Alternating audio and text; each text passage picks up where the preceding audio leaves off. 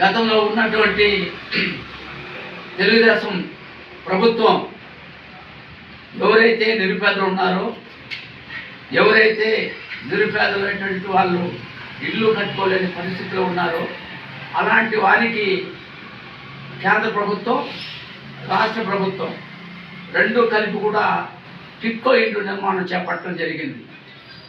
ఈ టిక్కో ఇండ్లు సంబంధించినటువంటి నిర్మించారో అన్ని రాష్ట్ర వ్యాప్తంగా టిక్కో ఇండ్లను ఈ రోజు వరకు కూడా ప్రభుత్వాలు మారుతున్నా ఇంతవరకు ఇవ్వాల. తర్వాత ఏదైతే ప్రారంభించినారో టిక్కో ఇండ్లు ఈరోజు ప్రారంభించినటువంటి ప్రభుత్వమే అధికారంలోకి వచ్చింది. తెలుగుదేశం ప్రభుత్వం ఏదైతే అధికారం వచ్చిందో వాళ్ళు వెంటనే టిక్కో ఇండ్లని గృహాలని లబ్ధిదారు కేటాయించాల, కానీ కేటాయించలేదు. కేటాయించకపోగా గతంలో లబ్ధిదారులను సేకరించి 500 రూపాయలు, అదేవిధంగా 50,000, ₹1,00,000 డిపాజిట్లు కట్టుకొని ఇంతవరకు వాళ్ళు ఇవ్వకపోవడం చాలా బాధాకరం. వాళ్ళకి ఈరోజు కూడా ఇల్లు లేకుండా డబ్బులు కట్టేసి అసలు ఆ డబ్బులు చెల్లించలేక, అప్పులు తీర్చలేక ఇబ్బంది పడుతున్నారు. చిత్తూరు పూణేపల్లిలో సుమారు 2,000 పైగా టిక్కో ఇండ్లు గృహాలు ఉన్నాయి.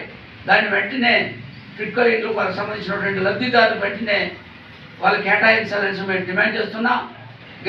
నిన్న 5వ తారీఖు కూడా దానికి సంబంధించినటువంటి అధికారులు కూడా పర్యటించారు. ఏం నిర్ణయం తీసుకున్నారో వాళ్ళు వెంటనే చెప్పాల్సిన బాధ్యత, ప్రజలకు చెప్పాల్సిన బాధ్యత ఉంది. కానీ 500 రూపాయలు కట్టిన వాళ్ళు, 50,000 కట్టిన వాళ్ళు, ₹1,00,000 డిపాజిట్ కట్టిన వాళ్ళకి వాళ్ళ పేర్లు గుర్తించి వెంటనే వాళ్ళకు లబ్ధిదారులకు టిక్కో గృహాలని కేటాయించకపోతే, ఎవరైతే వాళ్ళ ఒకవేళ పేరు మార్పు చేస్తే కమ్యూనిస్ట్ పార్టీగా వాళ్ళని సమీకరించి వాళ్ళ ఇల్లు కేటాయించేంత వరకు పోరాటం కొనసాగిస్తామని మేము భారత కమ్యూనిస్ట్ పార్టీగా అధికారులను హెచ్చరిస్తున్నాం.